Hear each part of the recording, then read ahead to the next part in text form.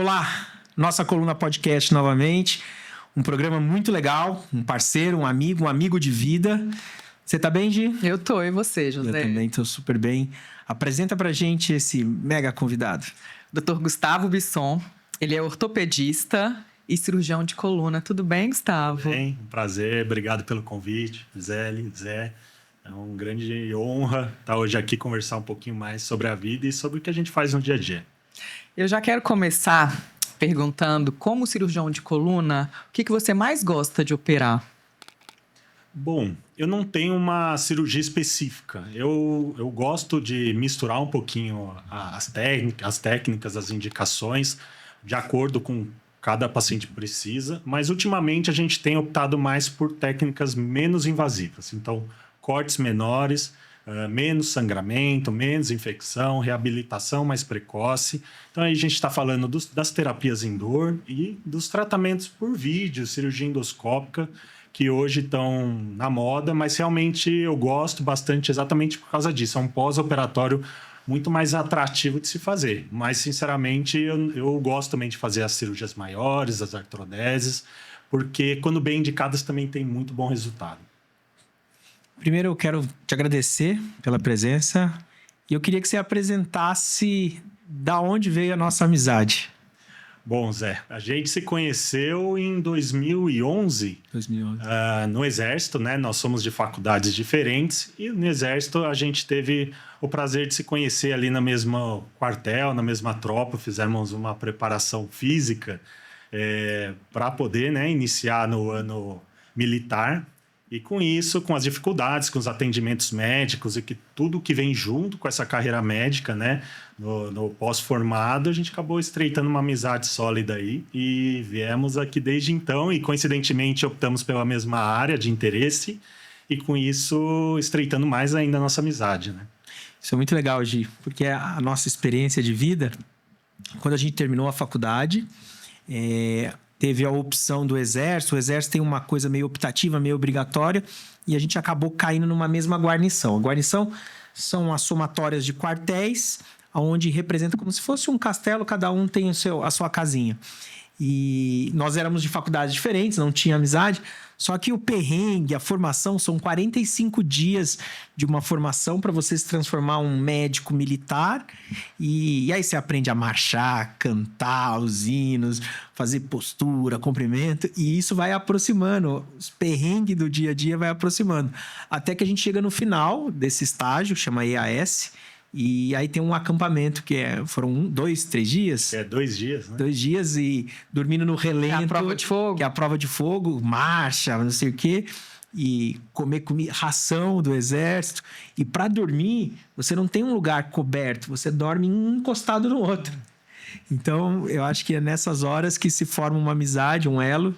E é uma experiência única, porque você vem de uma faculdade onde você já não vive mais aquela fase onde está super preparado para aguentar esse tipo de novidade, né? Então, você meio que dá uns 2, 3 passos para trás para aguentar por todo esse processo. Mas é um processo interessante que, como toda dificuldade, ela atrai e faz com que a gente melhore e trabalhe em grupo, em comunidade. Isso é importante. E foi bem legal para a gente fazer um grupo forte e honramos ali a nossa farda. Fizemos o que tinha que ser feito para cumprir ali o nosso trabalho, né? A missão, o verde oliva está no sangue. Só uma dúvida, vocês foram médicos militares ou vocês se consideram ainda médicos militares? Eu acho que fomos porque a forma como você pensa dentro de um quartel como médico, no sistema assim, de menos coisa, menos estrutura, você não tem um hospital à sua disposição o tempo todo, então você tem que meio que se virar com o que você tem em mãos. Hoje a gente trabalha com uma estrutura boa, então, mas serve como experiência. A dificuldade faz com que você pense um pouco fora da caixa e hoje a gente se adapte a novas realidades e tecnologias que vêm de forma mais fácil. É uma experiência produtiva para a vida, sim. Eu acho que a sua pergunta é no sentido se nós ainda somos do Exército, não é isso? Se a gente tem algum vínculo? Não, se é só um título, se hoje é só um título, ou se vocês ainda poderiam fazer alguma coisa como militares também. Não, a gente era temporário, né? A forma de entrar no exército como médico, a força médica igual tem a infantaria, a cavalaria, existe a área médica. Existe a escola de saúde, onde um médico formado, especialista ou não, acaba entrando e criando carreira dentro do exército. Nossa fase era uma fase temporária. Nós poderíamos ficar 8 anos na força, mas geralmente a gente entra com a vaga da residência trancada e automaticamente a gente presta aquele ano e depois começa o nosso serviço civil. Então, nós éramos médicos, somos médicos da reserva, mas de uma reserva temporária. Mas é muito legal. Eu acho que se você é um estudante de medicina e tem essa oportunidade, eu acho que é uma experiência única que jamais você vai viver algo parecido, né? Então, com certeza. Foi muito Mais gratificante. dentro da tropa, onde... Mochila, fuzil... mochila, são experiências que você nunca vai ter dentro de um hospital, na vida. É algo que hoje você olha as coisas que acontecem no mundo, você começa a entender como é o pensamento do sistema militar e aí você sabe por que tem certas coisas que acontecem de certas formas. Isso é bem legal. Só gratidão ao Exército Brasileiro. Selva. Gustavo, vamos voltar um pouquinho para o que a gente faz. Nós somos da mesma especialidade, tratamos a coluna. E você comentou muito sobre as cirurgias minimamente. Explica para a Gi o que é a cirurgia minimamente para a gente. As cirurgias minimamente invasivas são cirurgias que determinam menor corte, menor agressão à pele, subcutânea, musculatura e menor corte na parte óssea. E com isso, você entrando num corte menor, a reabilitação desse paciente, a dor pós-operatória é muito melhor. E hoje, com as tecnologias, né, de vídeo, a gente consegue, mesmo com um corte pequeno, ter uma visualização enorme do canal medular, das hérnias de disco. Isso aumenta muito a segurança dos procedimentos e fazem com que os procedimentos sejam muito mais rápidos. Porque se você acessa um canal medular em 10, 15 minutos... para você sair e fechar é muito mais rápido. Muitas vezes, quando você tem um corte maior e você precisa preparar aquela área para que você enxergue bem lá dentro, você acaba demorando mais para fazer o sistema ao contrário, que é sair e finalizar. Então, isso é mais tempo cirúrgico, isso é uma anestesia com mais medicação, isso é um pós-operatório muitas vezes mais doloroso. Então, tudo tem a sua indicação. Nem tudo se faz com minimamente invasiva. Mas hoje, com a evolução do material e das técnicas, a gente consegue aí abordar 80% das patologias com boa resposta. E a gente consegue deixar as cirurgias maiores para um segundo tempo. O paciente evoluiu com um quadro de envelhecimento, depois de 5 anos, 10 anos, 15 anos, não tem mais a indicação de fazer a menos invasiva, você ganhou alguns anos para fazer a cirurgia de maior porte. Isso significa muitas vezes assim, uma melhor qualidade de vida para o paciente, entendeu? E por que você escolheu coluna? É uma boa pergunta. Eu sempre gostei de esporte. Na minha cabeça, eu sempre iria fazer ortopedia, né, e medicina esportiva. E eu tinha ideia até que eu faria joelho, mas aí eu comecei isso durante a faculdade mesmo, ter uma atração muito grande pela parte neurológica. Então, assim, eu fui monitor de neurologia, eu fiz toda essa parte para tentar entender como funcionava esse sistema. E a parte de trauma raquimedular foi uma coisa que entrava na minha cabeça, do tipo, como uma pessoa pode ter uma lesão medular com tudo que a gente tem de tecnologia, a gente não conseguir fazer essa pessoa voltar a andar ou melhorar neurologicamente. Isso meio que me desafiava. E isso eu falei, vou fazer ortopedia e gosto muito dessa parte, eu vou para a área de coluna. E aí acabei vindo para a coluna. Foi uma coisa meio automática. Eu gosto muito de uma comparação, e não sei se você concorda comigo. Eu acho que hoje a coluna, ela vive uma revolução que o joelho vivenciou com o advento da artroscopia. Você concorda com isso? Concordo. Eu até acho que a evolução natural da coluna, ela chegou num ponto em que ela vai parar um pouco, igual a gente está vendo com a artroscopia, e aí não vai ser mais tanto a técnica utilizada para entrar. Vai ser o que a gente vai fazer lá dentro e com que materiais a gente vai trabalhar lá dentro. Questão de regenerativa, questão de... que ainda esses estudos estão encaminhando, estão no começo, mas a tendência é como é que a gente consegue ter resultados melhores com pouca agressão à coluna, né? Mas eu acho que é mais ou menos que nem joelho, né? O joelho chegou na artroscopia há muitos anos atrás e parou um pouco nesse tipo de tecnologia. Agora, avançando um pouco mais parte de robótica, né? Para prótese. Mas eu não sei até que ponto essa tecnologia vai entrar na coluna como custo-benefício, né? De acelerar tempo cirúrgico e resultados tão bons quanto. Mas eu concordo. Isso é muito legal nessa comparação, porque o paciente, quando chega no consultório, ele tem uma degeneração discal, vamos dizer que aquele disquinho preto, né, que é muito comum na ressonância. Depois de uma certa idade, é comum você ler um laudo e ter alguma alteração. Estranho é quando você fala coluna totalmente normal. Isso não é o habitual. O habitual é ter alguma alteração. Aí o paciente pergunta assim, mas doutor, o que eu faço para esse disco voltar a regenerar, voltar a ficar igual esses de cima? Aí qual é a nossa resposta? Não tem. Não tem. Não tem. Por quê? Porque é uma doença degenerativa progressiva. Então, nós estamos envelhecendo. Eu falo muito do cabelo. Meu cabelo tá ficando branco. Como eu faço para ele voltar a ficar preto, sem contar a parte de pintura? Eu gosto muito de comparar com carros. Eu falo assim, você tem o amortecedor do carro, você tem o pneu do carro. Você ganhou ele 0 km. Ele pode vir numa linha de produção de 1.000 carros e vai funcionar bem. Às vezes, ele acende a luzinha com 10.000 quilômetros, que é a dor. É o paciente que na montagem ali do carro deu algum problema. Aí a gente tem a forma como a gente dirige. Eu dirijo na zona rural, tá cheio de buraco. Seu carro pode ter 20.000 quilômetros, ele vai estar com o pneu todo arrebentado, o amortecedor. Então eu falo assim, certas coisas que a gente... como forma como a gente usa o corpo, vai determinar se esse amortecedor tá ruim ou não. Depois que você andou 100.000 quilômetros na zona rural, aí você leva lá, eu quero que você troque. Troca. Mas, assim, o melhor é cuidar daquilo, porque vai ter alteração. O disco degenera, as articulações da coluna acabam envelhecendo. O importante é o paciente não se apegar tanto no laudo, no resultado, e sim na forma como o corpo dele está trabalhando com aquilo, né?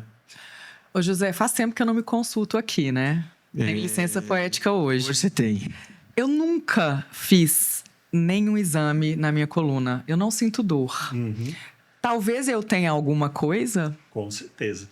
Não faça. Não faça? Não faça. Eu ia perguntar, será que eu faço um check-up de coluna? Não faça. As orientações que a gente tem em geral hoje se a sua coluna está funcionando bem, não está doendo, não fique procurando, porque isso vai interferir na forma como você vai ver o seu corpo e sua coluna. Ou seja, você vai começar a ter medo de ter dor. E todos os estudos falam que sedentarismo e receio têm total relação com piora de qualidade de vida da coluna. Receio eu tenho medo de fazer isso, porque você começa a ficar em função daquilo. Isso é ruim. A nossa coluna, ela viveu para se movimentar.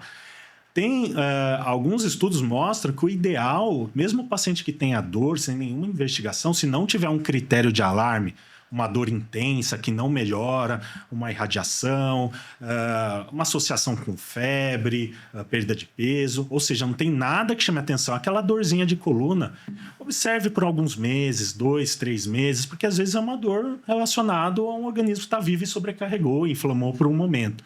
Se não melhorar a partir disso, aí você pode vir a buscar um exame clínico, uma consulta médica, porque existe estudos que, dependendo da faixa etária, é quase que proporcional à idade. Então, se você tem 30 anos de idade, praticamente 1/3 da população vai ter ressonância com alteração nessa faixa de idade. E não Minha é pouco, faixa. Não é pouco. E o pior, muitas vezes você faz a ressonância e vem normal. E o paciente tem dor. Aí você olha e fala, meu Deus, olha a coluna dele, é perfeita e tem dor. Por quê? Porque a coluna ela não é uma foto. Ela é um sistema de equilíbrio dinâmico, junto com a pelve, junto com o joelho, junto com a pisada, em que andam de forma harmônica ou não, respondendo aos efeitos da Terra, chamando a gente lá para o centro da Terra, a gravidade. E aí, com isso, se você tiver uma disfunção muscular, uma característica, às vezes, de nascimento, uma hiperlordose ou uma escoliose, alguma coisa que cabe trabalhando com... dificultando o trabalho natural da coluna, isso, ao longo do prazo, pode te gerar um pouco de dor.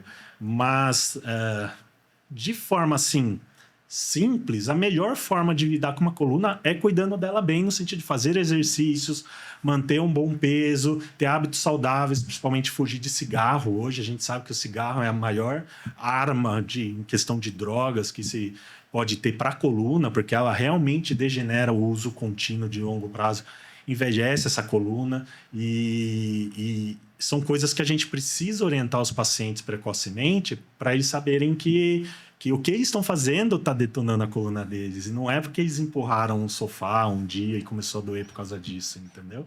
Essa sua pergunta é tão interessante que é assim, no consultório, como que funciona?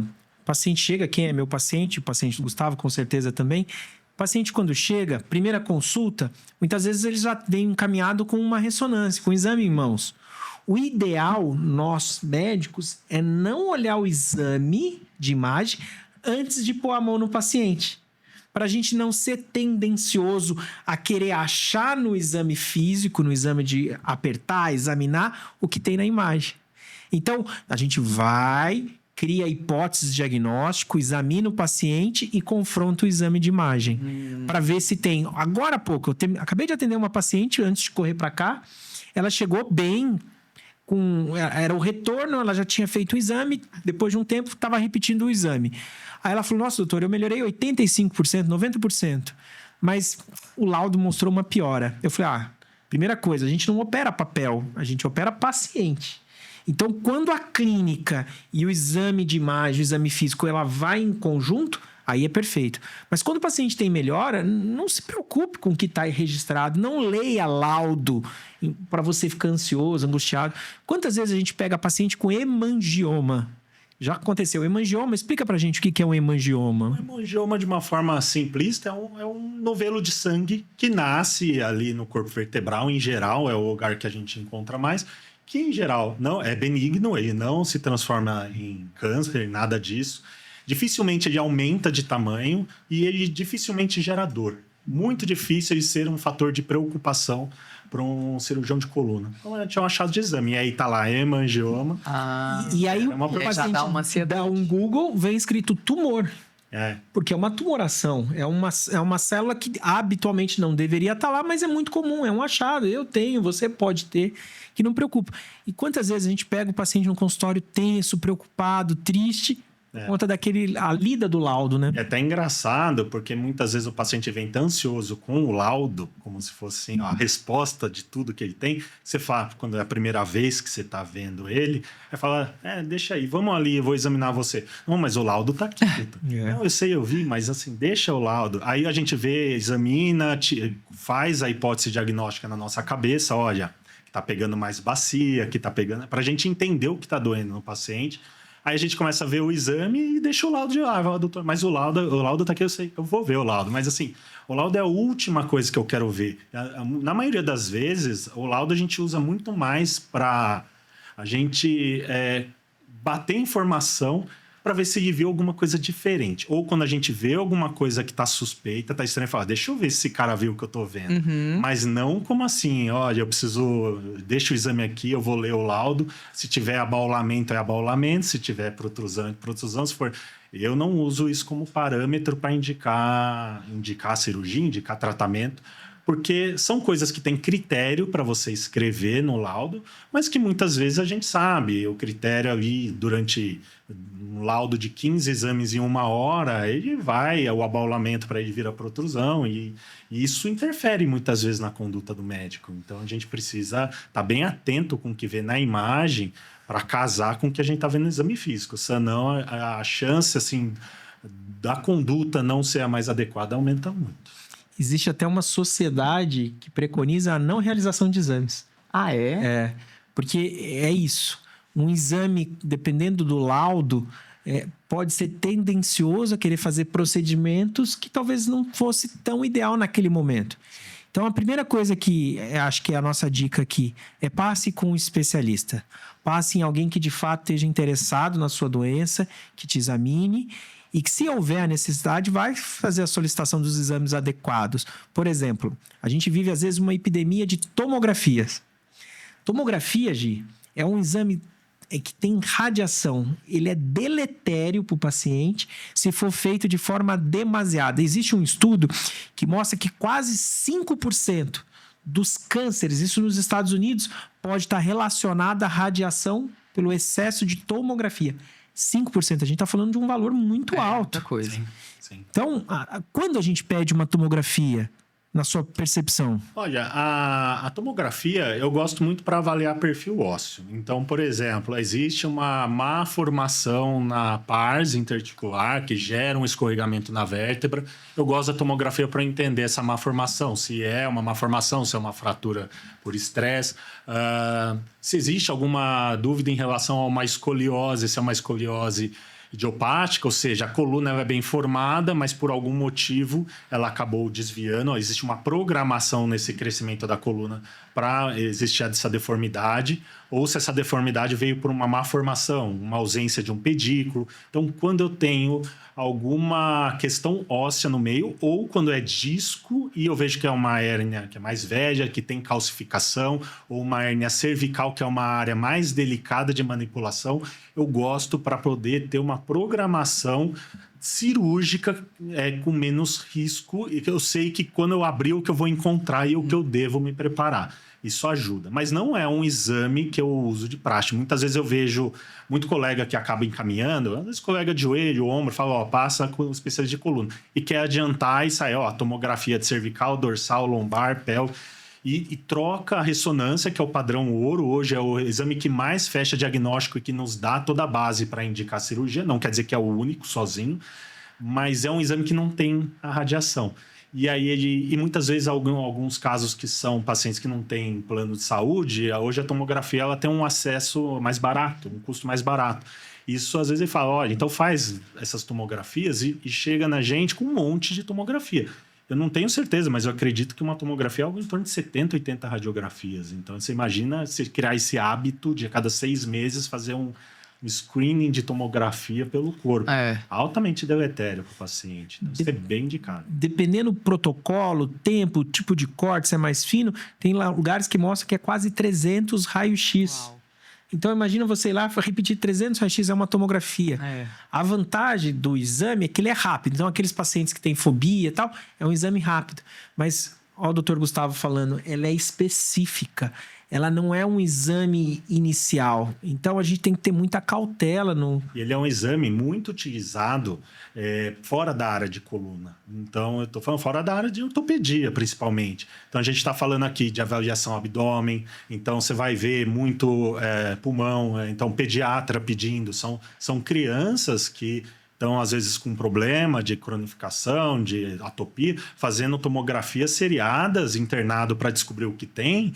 E aí a indicação, muitas vezes, dessa solicitação a gente vai ver, pede e aí a gente vê. Então, assim, não é uma crítica, não, mas é um cuidado que a gente tem, não é só por onerar o sistema, aumentar muito o custo, mas são exames que podem... Você pega uma criança que tem algum problema de base desde a infância, quantas tomografias ela não faz até chegar na fase adulta? E se a gente tem esse grau de radiação, acho que é um cuidado, uma coisa a se pensar sempre na indicação. Eu acho que o que a gente tem que deixar claro é que a gente não está falando mal do exame, mas a indicação precisa, que é o fundamental. Bom, e falando em cuidado, então, para a gente cuidar da coluna, é realmente muito importante um fortalecimento antes de uma musculação, sempre? Olha, eu sou fã da musculação. A gente viveu várias etapas e eu falo que a medicina ela é cíclica, né? A gente viveu fases de tecnologia, muitas coisas relacionadas à suplementação alimentar. Eu acho que ela está ciclando um pouco para a origem, aquele negócio do exercício é o mais importante. O que a gente sabe é que sedentarismo é a pior coisa que tem. Então, independente da sua faixa de idade, o corpo não nasceu para ficar parado. E não vai doer menos porque você fica o dia inteiro no sofá sem fazer esforço ou deitado na cama. Mas, lógico, de acordo com a adaptação e realidade de cada um. Eu gosto muito da musculação porque o ganho de massa muscular, o exercício resistido, ele é o que traz maior proteção articular.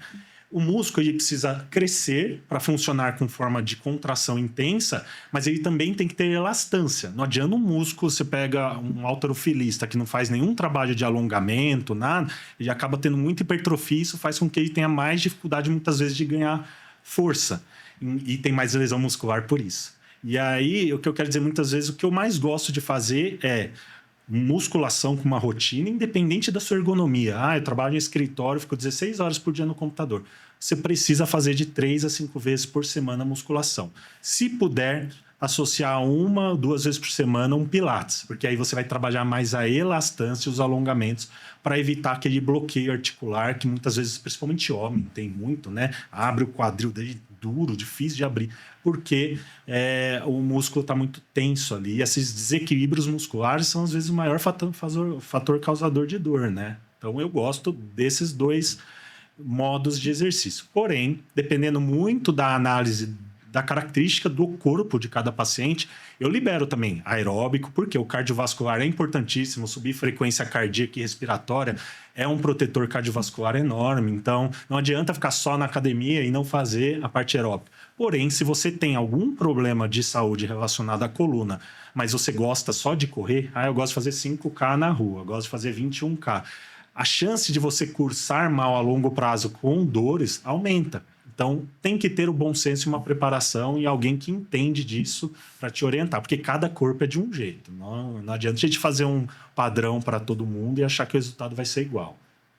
Isso é legal, porque outro dia eu digo assim, há 2 anos atrás, eu falando isso para uma paciente, ela voltou, falou, mas a senhora tem que fazer atividade física. Ela olhou assim para mim e falou, e o senhor? Eu escuto isso todo dia. E o senhor, doutor? Tá bom, eu já sei de mim, mas o que o senhor faz? Aí eu olhei para ela, falei, eu faço a minha musculação. Não estava tão regular quanto gostaria, porque é a vida, né? Mas eu te pergunto, doutor Gustavo, o que o senhor faz de atividade? É muito difícil. Realmente. E assim, isso é uma das coisas que pesa um pouco pra gente também, né? Porque a gente tem que ser, e isso é uma verdade, a gente tem que ser exemplo ao paciente. Se a gente acredita na ciência que a gente passa para eles, a gente tem que fazer o máximo para seguir, né? Mas isso me deixa tranquilo de certa forma, porque isso me traz empatia com a maioria dos meus pacientes, porque eu entendo que a realidade hoje do brasileiro médio é muito difícil em questão de ter tempo para se cuidar, ter tempo de cuidar da casa, dos filhos, de ter uma dinheiro, né? familiar e ainda conseguir suprir financeiramente. A nossa obrigação, na verdade, é passar o caminho das pedras, mas cabe ao paciente andar. E nós somos pacientes também, de outros médicos. E o problema principal é que a gente sabe o caminho das pedras e muitas vezes a gente não faz. Mas somos seres humanos. A gente passa por momentos difíceis, momentos melhores e a gente vai lidando com isso para melhorar no dia a dia. Pode ser que hoje eu não seja um grande exemplo, mas eu acho que eu já fui um menos exemplo. Eu já melhorei um pouco em relação a isso. É um aprendizado que a vida vai ensinando a gente. Pode ser uma promessa para o ano que vem, tá? A gente já está no final do ano. Enorme. Essa brincadeira, um dia, quem acompanha o podcast sabe, eu estava subindo uma rampa de um hospital com um colega, falei, nossa, essa rampa tá cada dia mais difícil. E aí começou a brincadeira, assim, mas você tá velho, você já tá acabado. E aí eu falei, eu ainda vou correr uma maratona. E aí, em outubro de 2025, eu completei a minha prova e mudei meu estilo de vida, melhorei meu condicionamento. E aí foi um tijolinho todos os dias. E aí tem um livro que eu acho muito legal, que vale a pena quem está em casa, e no consultório eu falo, Hábitos Atômicos. Hábitos Atômicos. E lá no livro ele fala que é aquela história, 1% todo dia. Se você está andando de avião e mudar 1 grau ali na direção, em 1 ano você chega em outro lugar que você não queria chegar. Então... E mais do que isso, uma coisa puxa a outra, né? Porque aí você começa a dormir melhor, aí você come melhor, aí É como tudo na vida. Tudo na vida é relacionado à repetição. Dificilmente você consegue mudar um caminho de uma forma muito rápida, de um dia para a noite, ter uma modificação na forma de ser e desistir de um dia para a noite. A gente tem que primeiro tornar isso consciente e ir trabalhando, aceitar que a gente teremos dias difíceis, dias bons, dias ruins, e tentar um pouco mais, né? Tudo é repetição, é resiliência, é aceitar, ter uma empatia com si mesmo, não se cobrar tanto, mas ter ciência que ficasse protegendo e falando, você trabalha demais, você não tem tempo. Também o nosso cérebro, né, ele cria mecanismos de defesa para o nosso corpo, porque ele quer que você fique sedentário, porque ele não quer que você saia na rua, ele não quer que... porque ele quer te proteger. Porque ele quer gastar pouca energia para você ter mais. Né? Mas, de certa forma, isso não é... O nosso corpo não foi produzido para ser assim, entendeu? Então, a gente tem que cuidar. Porque mais do que envelhecer, é envelhecer com saúde. Porque envelhecer com doente, com disfunções ortopédicas, problemas cardiovasculares, debilita demais e faz sofrer não só o paciente, como toda a família que fica em cima cuidando, né? E você, faz o que de atividade Eu física? faço muita coisa. Conta pra gente. Eu faço yoga, eu pedalo, eu faço musculação, eu jogo beach tennis às vezes. Eu sou do esporte, você sabe, né? Então, como ex-atleta, assim, eu não consigo ficar parada. E meu corpo sente muito, minha mente sente muito. Então, Isso é muito legal, porque assim, você tem uma vida saudável, praticando atividade física, mas isso não é garantia que a sua coluna não possa ter patologia, não possa ter problema. Então, assim, isso é um fator de proteção bacana. Mas pessoas que têm hábitos saudáveis também podem ter doença. Eu tenho paciente que é autorofilista, eu tenho paciente professor de yoga, eu tenho paciente que é corredor profissional, 21 km, grandes maratonas. Tem. E aí a gente não pode pegar um exemplo para criar como se fosse, mas olha lá, ele faz e tem dor.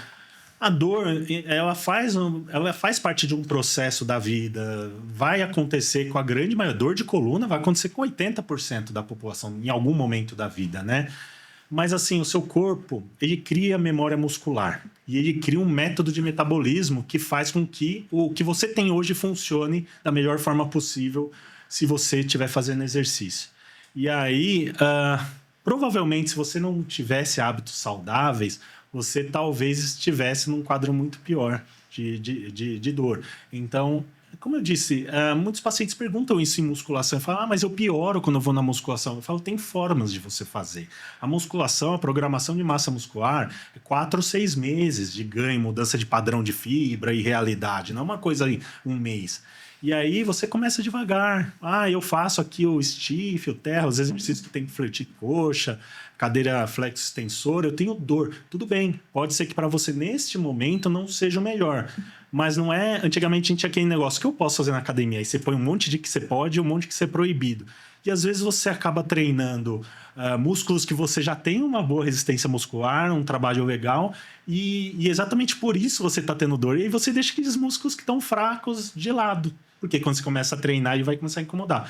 Então, o que a gente tem que fazer é ter aquele bom senso para equilibrar bem as musculaturas, os agonistas, os antagonistas, para que no final de 4 ou 6 meses, o seu corpo esteja como uma máquina, funcionando bem. Eu ponho 1 litro de gasolina e faz eu rodar 15 quilômetros com esse litro.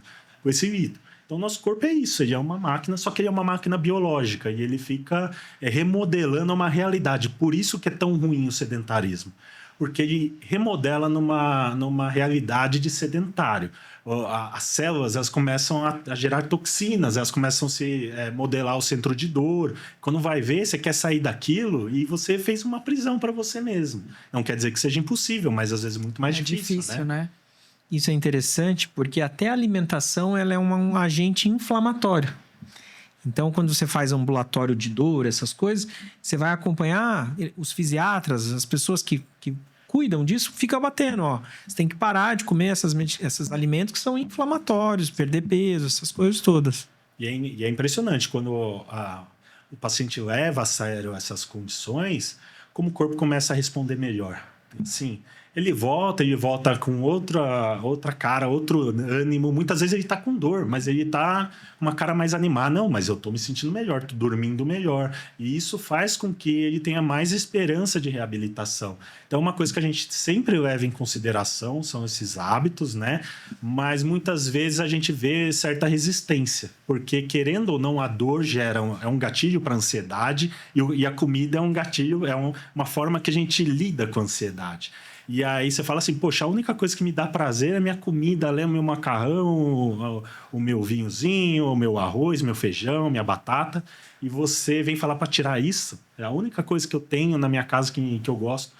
Então, é uma coisa que a gente vê certa resistência, mas é importante. Hoje, como eu disse, tá ciclando a medicina ao ponto da gente voltar a falar de alimentos orgânicos, tirar o glúten, não tomar leite. Aí vai, né? A velha história do ovo. O ovo era ruim, depois ficou bom, depois... Então, eu acho legal, porque a ciência evolui assim. Não tem certo e errado. A gente vai vendo os exames, os estudos... E vai aprendendo, né?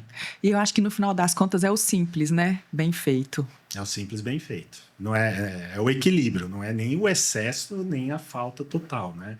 É o meio termo. E cada corpo é de um jeito. Isso é impressionante como a gente tem que escutar o paciente nisso, porque a forma como ele se apresenta e ele conta a história dele, o biotipo físico, o biotipo corporal mesmo, não estou falando nem só de peso, a fase que ele está, a idade, faz com que a gente entenda o que está faltando no paciente. Não é só alimentação, é você falar, olha, você está fazendo isso, mas você está precisando aumentar um pouco o cardiovascular, seu metabolismo. A gente sente que o paciente está preso.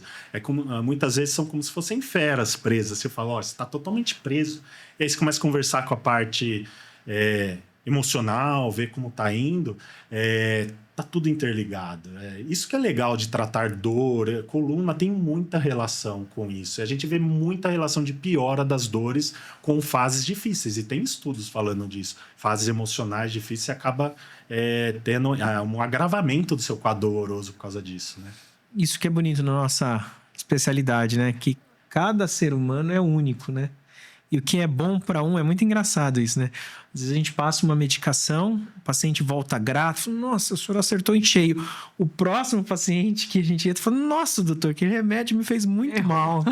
Não é? É bem isso. E a gente não sabe nem se melhorou ou piorou por causa do remédio, né? Porque os estudos mostram que sim, mas a gente sabe que cada metabolismo é de um jeito. A gente tenta ajudar de alguma forma com o intuito de não dar remédio nenhum no final das contas, né? É bem isso. Gustavo, a gente está chegando agora no finalzinho do ano. O que te fez feliz na sua profissão esse ano? Olha, o que me fez feliz? Na verdade, sim, o que me dá mais prazer na minha profissão são os resultados colhidos, né? A oportunidade de trabalhar com algo que você possa trazer para alguém algum tipo de melhoria, né? Melhoria emocional, melhoria espiritual, melhoria física, ortopédica, porque na verdade nós somos seres humanos trocando figurinhas ali, né? E o paciente ele não chega para você e não é uma coluna com dor. Ele chega com a família, ele chega com filhos, ele chega com queixas específicas relacionadas a trabalho. Então, assim, isso faz com que a gente, entendendo o paciente e tratando ele de perto e vendo ele melhorar, é o que traz mais satisfação para a gente, porque a gente vê que faz sentido o que a gente está fazendo. Porque quando a gente está trabalhando diariamente e a gente vê só pessoas reclamando, não melhora, ninguém melhora, você olha e fala assim, parece que eu não estou fazendo nada, né? Mas quando você vê os pacientes melhorando, eles gratos, mesmo que melhora muitas vezes a 10%, ele vê que está fazendo sentido na vida dele aquela mudança, já é um baita colheita de um processo bom aí. Então, eu acho que é isso que mais traz prazer pra gente. Eu acho em geral, não sou só eu, né? É o que a gente mais gosta. E você, José? Eu acho, sem sombra de dúvida, quando vem, principalmente pós-operatório, né? Porque a cirurgia, eu acho que é algo... Para quem é cirurgião, é algo muito grande, é uma responsabilidade muito grande. A pessoa está entregando o seu corpo na mão de uma pessoa, a sua vida, né? Então, graças a Deus, a nossa especialidade, a gente não tem o problema do óbito. Então, existe risco? Todo paciente vai fazer uma cirurgia, ele pergunta, doutor, quais são os riscos? Você corre risco de morrer na cirurgia, tem anestesia, tem tudo. Mas, graças a Deus, eu brinco, eu nunca perdi um paciente em sala. E quero que Deus me permita nunca ter essa tristeza. Então, a gente não lida com a morte, esse é o primeiro ponto. Então, a gente lida com a vida. E poder reabilitar um paciente que está com um déficit, sair sem dor.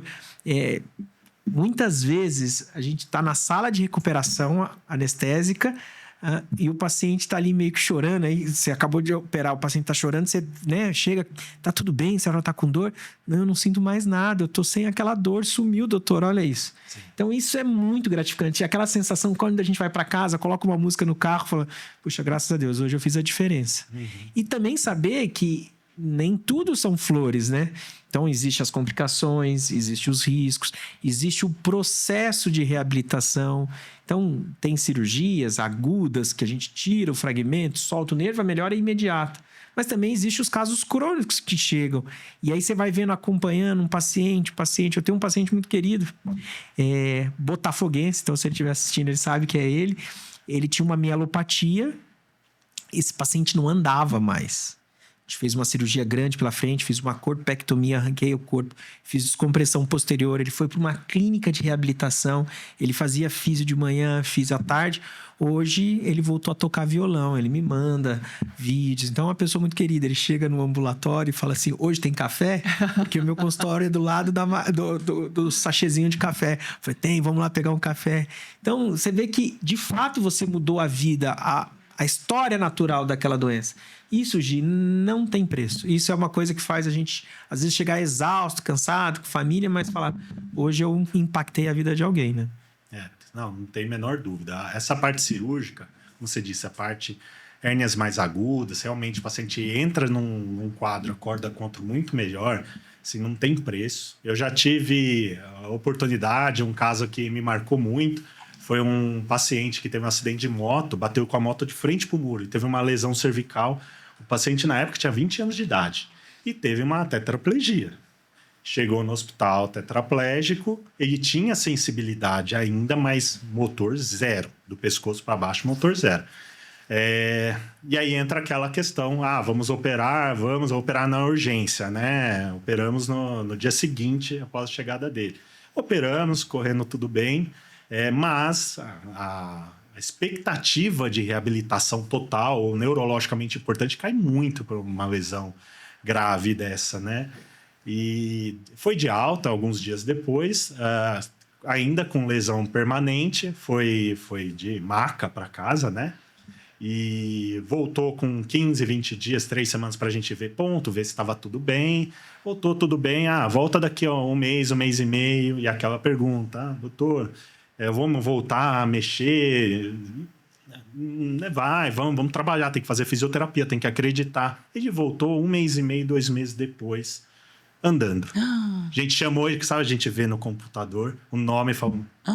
Sabe, aquele momento que a gente é sofrido para a equipe também. Aí chama, né, olha, vê se tem alguma maca no ambulatório, né, porque chega às vezes SAMU e tudo, né. Ele vem andando. Eu falo, o que você tá fazendo andando, cara? Não, voltou, doutor. Voltou. Comecei a mexer a perna, comecei a mexer o braço, meu punho tá um pouco fraco. Mas o resto voltou. E assim, a equipe, eu levei para a equipe V, né, que era um ambulatório do SUS. A equipe desacredita. Assim, o grau, isso aconteceu já faz o quê? Mais de 10 anos. E a gente lembra disso até hoje, porque realmente a gente fez imagina um rapaz de 20 anos tetraplégico. A gente conseguiu trazer, né, junto com a ajuda de Deus, permissão de Deus, a melhoria da qualidade de vida, né? Então, assim, isso marca a gente, faz valer a pena, com certeza. Isso a gente leva pro resto da vida, né? A gente fecha o olho, você consegue ver o exame de imagem, né? Consegue ver a cirurgia. A gente tem um volume cirúrgico grande, mas em alguns casos específicos fica registrado, assim, um momento. Até a conversa que a gente teve com a equipe lá. E aí, vamos fazer... mas... Sabe, a gente guarda cada coisa, porque é uma coisa que, como você disse, a gente não está acostumado com morte, mas nesses casos, muitas vezes, é similar no sentido de como o paciente vai lidar com isso e vai trabalhar, porque é uma coisa que, mesmo muitas vezes com expectativa ruim de retorno neurológico importante, ele vai ter que fazer reabilitação a vida inteira. Não é assim, já que não mexe, não precisa reabilitar. Precisa continuar diariamente fazendo técnicas de mobilização ativa, passiva, e dependendo do grau neurológico que ele tiver. Então, assim, você precisa que esse paciente esteja mentalmente preparado para isso. Como é que você pode pedir isso para alguém de 20 anos que estava nessa condição bem um dia antes, entendeu? Então, realmente é uma coisa que a gente tem que estar preparado psicologicamente para lidar. porque pode acontecer sim qualquer dia da nossa vida. Meu amigo, primeiro, obrigado por você ter vindo hoje aqui. A gente não convive sempre, mas todas as vezes que a gente se encontra, a gente se fala, a gente tem um grupo no WhatsApp até hoje, que de vez em quando a gente troca umas figurinhas lá, umas mensagens. A gente tem um carinho muito grande um pelo outro. Obrigado por você ter vindo. Eu que agradeço. Eu quero que você deixe, por favor, as suas redes sociais, como o paciente consegue agendar uma consulta, como faz para chegar até o Gustavo? Bom, as minhas redes sociais, eu tenho Instagram, eu tenho Facebook, pode ser Dr. Dr. Gustavo Bisson, vai achar lá, tem um underline, tem um coluna no meio, mas você vai achar nas redes sociais, lá tem todos os contatos. Se quiser fazer o agendamento, a gente hoje trabalha no nosso Instituto Montecare, que fica ali em Moema. Nas minhas redes sociais tem o telefone, na internet tem o telefone. E eu agradeço o convite, foi maravilhoso, parabéns pelo projeto, e eu fico à disposição para trocar umas figurinhas, é sempre bacana bater um papo e rever os velhos amigos. Hoje, eu acho que a gente tinha que lançar um desafio para ele de atividade física. 2026. Ano que vem é sacanagem, porque já está no final do ano, mas 2026? 26 é daqui 2 semanas. Final de 26? Vamos fazer final de 26. Final de daqui um ano, então. Daqui um ano. Daqui um Porque ano. você vai correr uma maratona comigo, é isso? Olha, quanto que é de maratona? 42. A São Silvestre 2026? 15 quilômetros. 21. 21, a meia? Meia. Ó, tá lançado. Tá bom, já desafio, tá hein? ótimo, é. Nossa coluna desafios. Tomara que minha esposa não assista isso, que ela vai me cobrar. Falando nisso, também eu quero fazer o convite. Ele é casado com uma mastologista e vamos trazer ela aqui pra gente bater um papo. Adorar. Como que ela chama? A Grace Tarabai. Ela é ginecologista, é mastologista, trabalha muito com estética mamária, doenças relacionadas à mama, né? Câncer. Eu acho que isso é uma oportunidade de conversar sobre assuntos que são comuns. Eu acredito que as doenças mamárias, eu não sei, hoje não estou atualizado, mas deve ser a segunda, terceira causa de câncer no Brasil, né? De mama, principalmente mulheres. E que hoje é um assunto enorme, que eu acho que gera muita dúvida nas mulheres, né? Sim. Eu acho que ela vai gostar. Convite feito ao vivo, hein? A pressão. Gustavo, obrigado mesmo, coração. Ter você aqui foi um prazer gigantesco mesmo, de verdade. E o pessoal do grupo do Exército, vamos assistir o episódio para fazer os figurinhos, os memes. A gente recebe meme, né? Dos episódios, uma caretinha ali, outra. Tá lançado o desafio também. Fechou. Fechado. Obrigada. Agir, obrigado aí, foi um prazer. Gi, você viu que hoje a dica foi de ouro. Atividade física, fortalecimento, exames de imagem. É um bate-papo, acho que muito enriquecedor para essa área que é a nossa área de coluna. E vamos embora para o próximo episódio. Vamos embora. Se você está em casa, se identificou, ouviu algumas informações e aprendeu um pouquinho com a nossa conversa, acho que a gente já chegou no nosso objetivo, que é levar qualidade de vida. Compartilhe esse episódio e vamos embora para os próximos episódios.